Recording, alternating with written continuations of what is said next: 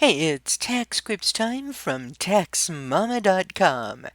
Today, TaxMama wants to bring some pending and potential legislation to your attention. Well, my friends, on June 14th, I told you about the Taxpayer First Act that was waiting to be signed by the President. He signed that bill into law on July 1st, and you'll find a link right here. But there's still a lot that needs to be done on the tax front.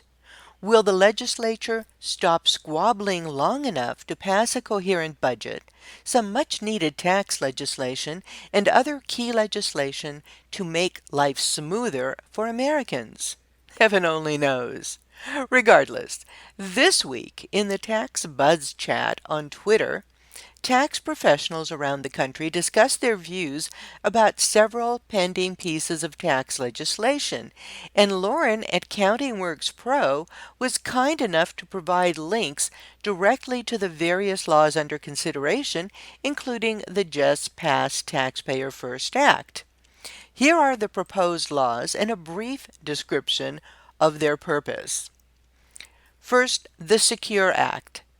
That stands for Setting Every Community Up for Retirement Enhancement Act of 2019. This basically increases the limits and benefits for us to actively save for our retirements and perhaps increases the amount of time for beneficiaries to cash out their inherited IRAs. There may also be a portability version of pensions from one employer to another. Then there's performing arts legislation.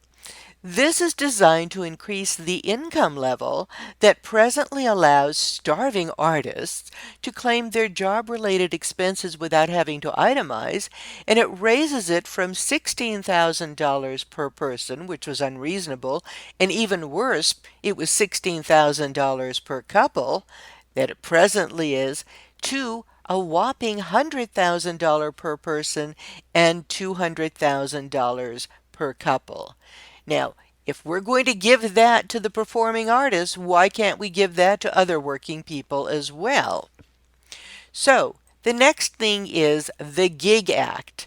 And it says it's designed to establish clear or clearer definitions of whether a worker is an employee or not. Think about companies like Uber and Lyft. From what I read in the summary description, it appears, in fact, that it's designed to protect the companies from all of the employee lawsuits going on, rather than protecting the employees.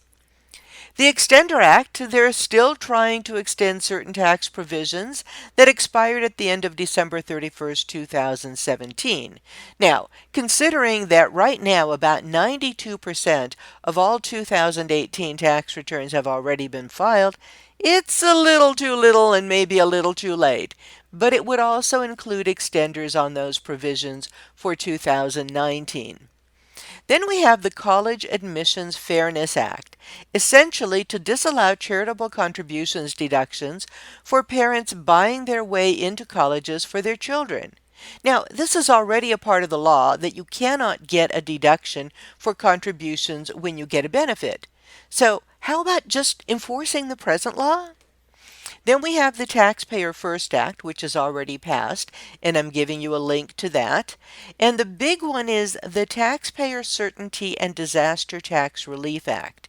Interestingly enough, at the very beginning, this includes the extenders and more extenders for 2019 and several other provisions relating to tax breaks for people experiencing disasters, including addressing drawing money from retirement accounts without penalties. It also contains a provision that ends the $10 million plus estate tax limit in 2023 instead of letting it go on until 2026. And I have to tell you, I'm not certain if that ends, whether that means it will bring the exclusion down to $5 million or to $10 million for the estate. These are just the high points. The proposed laws contain many more provisions, and you have access to read them all, starting with the Tax Buzz Chat summary. This affects your life. So, Let your legislators know you can find them here at this link if you can't find them anywhere else. And remember, you can find answers to all kinds of questions about taxes and business issues. And EA education free. Where else? At TaxMama.com.